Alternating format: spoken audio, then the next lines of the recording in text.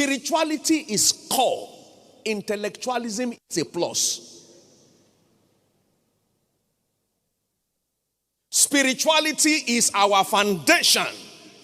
If you are not spiritual, you are building on rubbles, and no rubbles have a future. But quickly, the word we are bringing tonight is caption: spirituality demands genuine personal commitment. Somebody say with me, personal commitment. See, if you like, call it personal responsibility. Responsibility is required for our getting into the fullness of God's plan for our lives, and that has to be personal. That spirituality is the foundation for our destiny. Looking at Jesus, our perfect example, in Luke chapter 2 verse 40, and the child grew and waxed strong in the spirit. Our spirituality determines our material buoyancy. The deeper you are in the spirit, the fatter your destiny becomes. Spirituality is superior to intellectualism. We live in a world today that celebrates a lot of intellectualism. But I have discovered from scriptures, most successful people didn't go to school in the Bible. Many of them because they didn't have opportunity to do so. But they excelled above those who went to school because of their spirituality. I'm not saying don't go to school. I hope somebody get that right now. So you won't leave this service this morning and say, finally, I'm done with schooling. I'm a spiritual man. I must make it in life. That's not what I said. They didn't have opportunity to do so, but their spirituality brought about the highest order of intellectualism. What are we saying? Spirituality is core.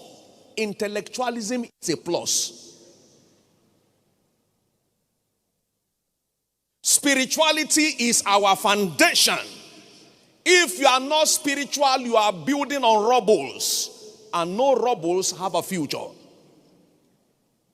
But quickly, the word we are bringing tonight is caption: spirituality demands genuine personal commitment. Somebody say with me, personal commitment. Say it again, everybody. We're in 2024. Say it like you're already there. Personal commitment. If you like, call it personal responsibility. Responsibility is required for our getting into the fullness of God's plan for our lives, and that has to be personal. Personal. A few scriptures establishes that. 1 John chapter 3 verse 3. Let's go quickly. And every man that has this hope in him purified himself, even as he is pure. So purification is a personal responsibility. The word purification is another word for sanctification. Personally purify yourself. 1 John chapter 5 verses 18 and 21. We know that whosoever is born of God sinneth not, but he that is begotten of God keepeth himself. Keepeth himself. So you have the responsibility of purifying yourself, and from this verse, you have the responsibility of keeping yourself, and that wicked one toucheth him not. So if you keep yourself, the evil one cannot touch you. Stop looking for who to blame for making you to fall into sin. Sin does not have power over you. That's what the scripture says. Romans chapter 6 verse 14. For sin shall no longer have dominion over you. Keep yourself. Keep yourself. Somebody say with me, I purify myself. Now say it with a sense of responsibility. Furthermore, say with me, I keep myself. And the evil one cannot touch me. Now, verse 21, 1 John chapter 5. Little children, keep yourselves from idols. Keep yourself. Abstain from all appearances of evil. Flee fornication. Flee. Resist the devil and he will flee from you. These are scriptures that we no longer apply to our lives. That's why Satan has had inroad into our lives. Keep yourself. Purify yourself. Keep yourself. Purify yourself. 2 Timothy chapter 2 verse 19 all the way to 21. That was given to us as part of the foundation and the teaching earlier. Nevertheless, the foundation of the Lord standeth sure, having this seal. The Lord knoweth them that are his, and let everyone let everyone that nameth the name of the Lord depart from iniquity. Don't be part, but depart. Depart.